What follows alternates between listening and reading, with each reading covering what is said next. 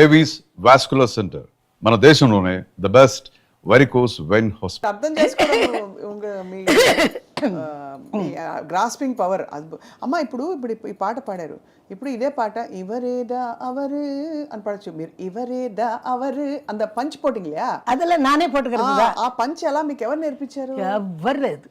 నేనే పాటలు ఇస్తే ఎక్కడ చెయ్యాలో ఏం చెయ్యాలో నాకే వస్తుంది. అది ఏదైనా ఒకటి ఇది అయినా నేను కరెక్ట్గా అందుకే ఏం చెప్పారంటే మనం నేర్పించేటప్పుడు అని మరత కాసి చెప్పారు. ఎవరేదా అవరు అంటే ఈవిడ వచ్చి ఏదో ఒకలాగా పాడుతుంది, అదే మాకు కావాలి అన్నారు. ఎవరేదా అవరు అది అలాగా కావాలి, ఆవిడకి ఎలాగ వస్తుందో అది మనకు ప్లస్ అని అలా మీరు ఆ బాణీలో సెట్ అయిపోయారు మీ ముద్ర. తర్వాత 4th సాంగ్ ఆ పిక్చర్లోనే 4 సాంగ్స్. ఒకటేమో నలుగురు కలిసి పాడారు, తర్వాత ఇద్దరు, తర్వాత సోలో స్వప్న సుందరి నుంచి వచ్చింది సోలో. నెక్స్ట్ ఇది అంటే துக்கத்திலும் சிரிக்கணும் துணிவுடனே இருக்கணும் தத்துவம் இது உணர்ந்து நீங்க நடக்கணும் మన సంజలத்தை అడియోడు మరకణం. అది 4th సాంగ్. అది ఇప్పుడు వినేటప్పుడు నాకు కళ్ళలో నీళ్ళు వచ్చింది. ఏంటంటే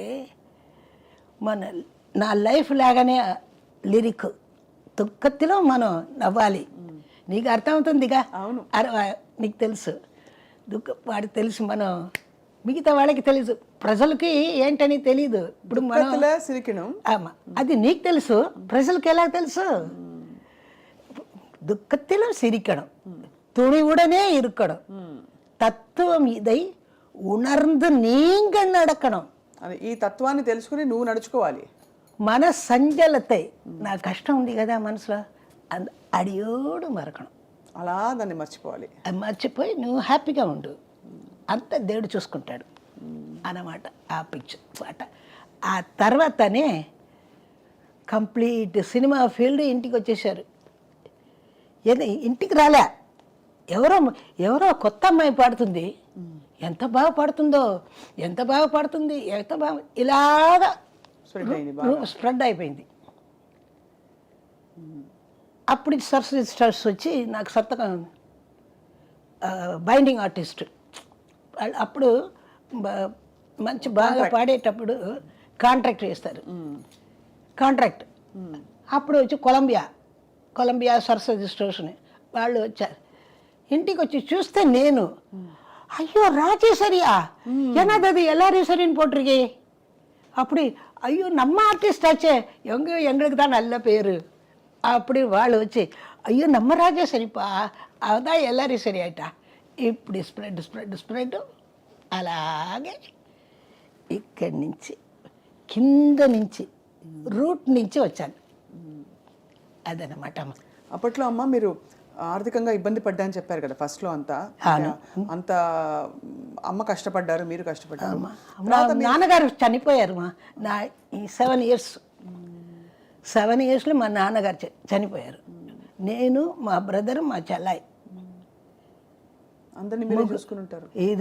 ఇది పెట్టి ఎలాగా మా అమ్మకి ఎంత తెలుసా వయసు? 23. చాలా యాంగ్. అప్పుడు ఆవిడికి పాట తప్ప ఏం తెలీదు. బతిమాలినా కూడా ఎవరు కోరస్ ఇవ్వరు ఆ కాలంలో. ఇప్పుడు కోరస్ అంటే అందరూ వచ్చేస్తారు కదా, ఇప్పుడు ఎంత ఛానల్, ఎన్ని ఛానల్ అట్లాగా రోజు కాదమ్మా, లేదమ్మా, అదంతా తెలీదు. వెళ్ళి ఒక్కొక్కరిని చూడాలి, వాళ్ళు ఒకరు చెప్తారు, ఇది ఒకరు చెప్తారు.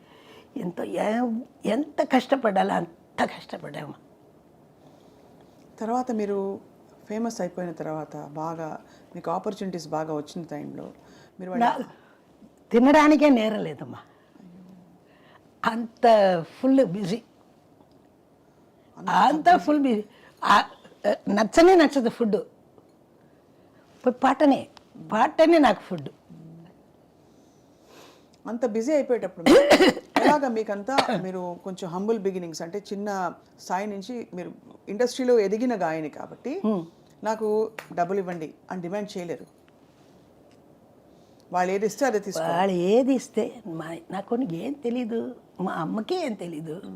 ఏంటంటే ఫస్ట్ మా అమ్మకి ఇచ్చిందే 50 రూపీస్ కోరస్కి. అదే ఆ ఇంట్లో ఇద్దరికి, మా అమ్మకి 50, నాకు 50. అందులో ఒక 50ని దాచిపెడతాం, ఒక 50లో బతుకుతాం. ఇలాగ కాలం, అలా కాలం మారింది. అక్కడి నుంచి ఎక్కడికి వెళ్ళిపోయారు ఈశ్వరి అమ్మ మీరు? అంటే టాప్లో అసలు ఈవిడ పాట లేనిదే సినిమా లేదు అని టాప్ హీరోల సినిమాలు అన్నీ వెలుగుతున్నప్పుడు, అప్పుడు మీరు ఆ టైంలో ఏదైనా ఒక కారో ఇంటికని ఒకటి ఇదో ఏమైనా కొన్నారా? అమ్మ చూసి సంతోషపడ్డారా? అది వినాలనుంది. ఎందుకంటే ఎలాగైతే స్టూడియోలో మీరు ఇబ్బంది పడి వెళ్ళి మళ్ళీ ఆ స్టూడియోకి వచ్చారో, అలాగా ఇబ్బంది పడ సిచ్యువేషన్ నుంచి ఆ పడ్డ అప్పుడంతా ఎక్కడికి వెళ్ళాలంటే మా వాళ్ళు బండి పంపిస్తారు. ఇటువంటి కష్టాలు అప్పుడు లేవుమా. ఇప్పుడు టాక్సీ అది ఇది అలా వెళతాం కదా, అట్లా లేదు. ఇంటికి కారు వస్తుంది, కోరస్ వాళ్ళకి కూడా కారు వస్తుంది. కోరస్ వాళ్ళకి మంచి భోజనం ఇస్తారు, అన్నీ చేస్తారమ్మా. ఆ కాలమే వేరమ్మా. That is golden period. భోజనానికి ఏం కష్టం లేదమ్మా. ₹1 జెమినీ స్టూడియోలో అమ్మ పోయి పాడుతుంది. అప్పుడు ఆవిడకి బేట ₹1. ఆ ₹1 తీసుకొచ్చి bus travelling up and down 4 25 paise 25.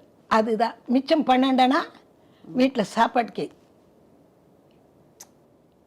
அந்த 12 நான் என்ன பண்ணுவேன், 4 எடுத்து எங்கள் அம்மாவுக்கு தெரியாமல் வச்சுருவேன். என்னடி நான் இவ்வளோ பணம் கொடுத்துட்டு போனேனே எங்கே அப்படின்னு கேட்பேன். அம்மா நாளைக்கு வேண்டாம், நான் எடுத்து வச்சுருக்கேம்மா. அப்படி నాకు ఆ శిక్కడం బుద్ధి. 12 అణాలలో మీరు 4 అణాలు దాచేసేవారు అమ్మకు తెలియకుండా. ఎక్కడ పోయే డబ్బులు అంటే ఇప్పుడు నెక్స్ట్ డే మరుసటి రోజు కోసం దాచానని చెప్పారు. అసలు ఎంత అప్పటి నుంచి నాకు అది అలాగా రెస్పాన్సిబిలిటీ జాస్తి వచ్చింది.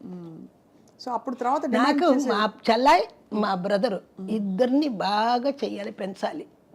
నాకు ఏం వద్దు, వాళ్ళిద్దరు బాగుండాలి. మనకు ఒక ఇల్లు కావాలి. ఫస్ట్ మా బ్రదర్ ఆ కారు కొనాలి. No, nothing doing. ఫస్ట్ ఇల్లు. మనకి కారు ఎక్కడ పెడతావు? మనకి ఇల్లు ఉంటేనే కారే ఉంటుంది. ఫస్ట్ మనం ఇదే నీ కార్లో అంగ పోరి అది పోరి, నో నథింగ్. ఫస్ట్ ఇల్లే కావాలి. మా అమ్మ కరెక్ట్, ఆవిడ చెప్పింది కరెక్ట్. ఇక్కడే ఈ ఇల్లే సంజయ్ అది వచ్చి 63 years అయిందమ్మా ఇక్కడికి వచ్చి. ఆ ఇల్లు ఫస్ట్ కొనుక్కున్నప్పుడు ఎంత అదే అలాగే ఒక్కొక్క రూమ్గా కట్టి వచ్చానమ్మా. ఒక్కొక్క రూమ్గా కట్టి అలాగా ఇప్పుడు అది పెద్ద ఎల్లారీశ్వరి గారి ఇల్లు అని చెప్తారు. ఇప్పటికే ఎల్లారీశ్వరి గారు తెలుసా ఇల్లు తెలుసా? అయ్యో తెలీదే అంటారు కొంతమంది. అది ఎందుకు అలా చెప్తారో తెలీదు. మెడ్రాస్ అంతా తెలుసు ఎల్లారీశ్వరి గారి ఇల్లు అంటే. ఎల్లారీశ్వరి గారు అంటే ప్రపంచం అంతా తెలుసు. అది మీ స్టాంపు. మీరు పాడిన పాట మరొకరు పాడలేరు. అందరూ పాడిన పాటలు ప్రయత్నించవచ్చు. ఈ పాటలు చాలా దానికైనా పెద్ద ప్లస్ వచ్చి నాకు దేవుడు పాటలు వచ్చింది ఒక వైపు. ఆ దేవుడి పాటలు గొప్పగా నాకు పేరు తెచ్చింది. ఈ సైడ్ సినిమా పాటలు, ఆ సైడ్ దేవుడి పాటలు. అండ్ ఈ సైడ్ సినిమా పాటలు కూడా మామూలు సినిమా పాటలు కాదు, అంతా మొత్తం క్లబ్ డాన్సులు ఇటువంటి పాటలు, ఫుల్ ఇలాంటి రొమాన్స్ మాస్. ఇటువైపు ఏమో దేవుడు దైవం. ఆ దేవుడు అంటే ఈ పేరు వచ్చి ఉంది కదా ఈశ్వరి అని, వాళ్ళకి అమ్మనే దిగి వచ్చినట్టు అలాగా చేస్తారు. ఆ టైంలో అమ్మ మీరు సీనియర్ గాయనీమణులు సుశీలమ్మ, జానకమ్మ, మీ కో సింగర్స్తో మీ అనుబంధం ఎట్లా ఉండేది? ఆరోగ్యంగా ఉంటుందమ్మా. ఎవరిని చూసి ఈశ్వడరు అసలు. ఎందుకంటే మీ స్టైల్ ఎవరికి లేదు కదా. అది మాత్రం మా అక్క చెప్తుంది, మా సుశీలమ్మ చెప్తుంది. ఆవిడకి సాటి ఆవిడే అంటుంది. ఎవ్వరు ముట్టుకునే కుదరదు.